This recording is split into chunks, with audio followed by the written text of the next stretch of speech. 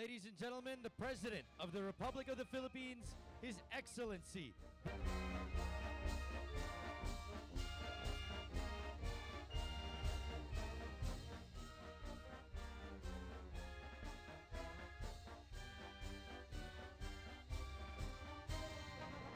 Now may Metro Manila Skyway Stage 3.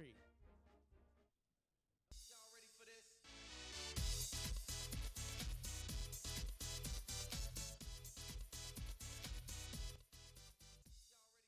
Welcome and thank everyone for joining us here today. Good morning, ladies and gentlemen. Your third, former President Fidel, for being here to celebrate the launching of Skyway Stage 3.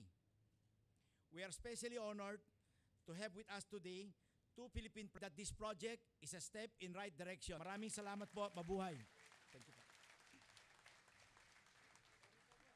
Thank you, Mr. Ramon and Communications.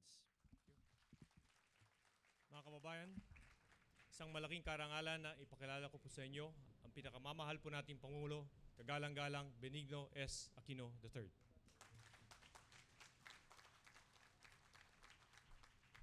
Magandang umaga po. Maupo tayo natin. President Fidel Ramos, Secretary Babe Singson, Secretary Junobaya, man pagdating ng Abril ng taong ito. At malamang mamamasal kami ni President Ramos pag ito po ay nakompleto na. Samantalang, mayroon naman pong accelerated construction target para sa June 2016. Oras na makompleto, ano po ba ang maasahan natin benepisyo mula sa Metro Manila Skyway Stage 3 na ito? Maliwanag po. Mababawasan ang traffic sa EDSA at sa iba pang pangunahing kalsada sa Kalakang, Maynila. Dahil madaragdagan ang kalsadang pwedeng tahakin patungo sa katimugan at hilagang bahagi ng lungsod. 5,000 sasakyan araw-araw ang ikaluluwang ng mga kalsadang ito.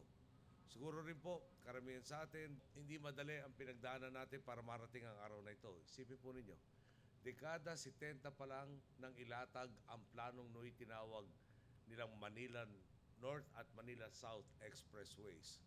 Dapat po aabot sa Carmen Bison ng mga naturang batas. Sa kabila naman ng mga lubak at harang na kinakaharap natin upang marating ang araw na ito, hindi tayo natinag upang sama-sama. Umaga po, maraming salamat po sa lahat.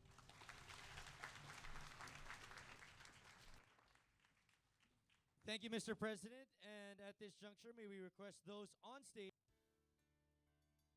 Rudin, Mr. Dodik Marceno Catur Utomo.